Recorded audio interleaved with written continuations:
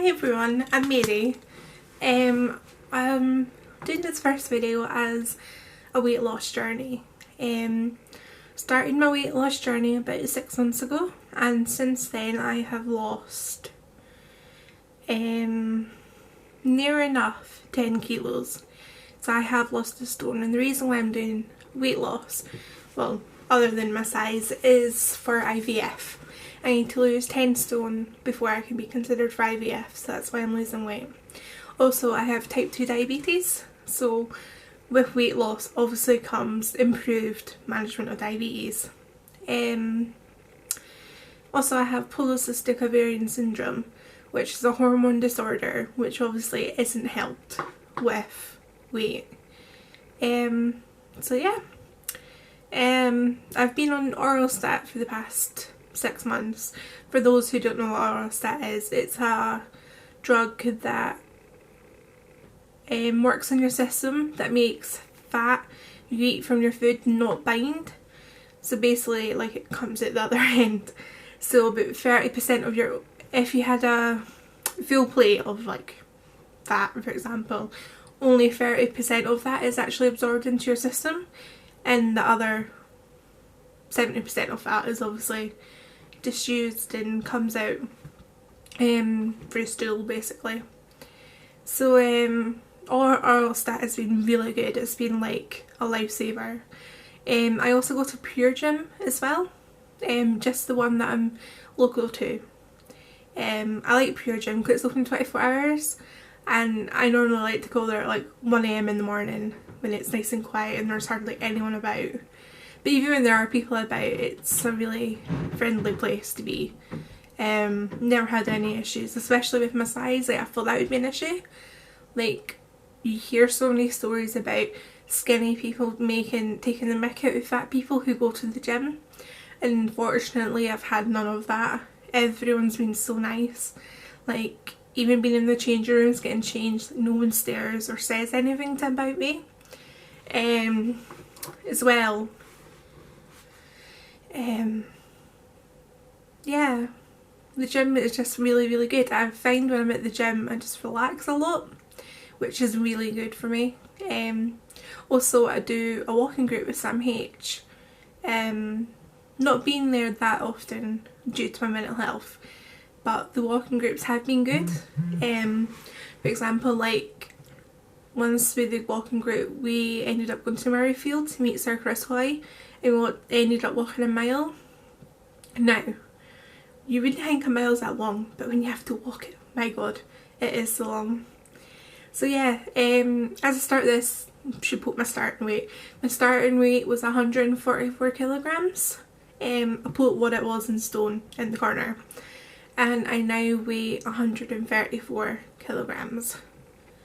So yeah, I was ill just before Christmas with food poisoning, so due to that I actually lost 6 kilograms. So I was 136 kilograms. I went down to 130 kilograms. Obviously I put that back on as I started to eat and retain water again. So right now I'm at a steady 134 kilograms, which I'm happy with and the doctor's happy with. I've got the doctor in about 3 or 4 weeks to get weighed again, because I get weighed weekly at the doctor's.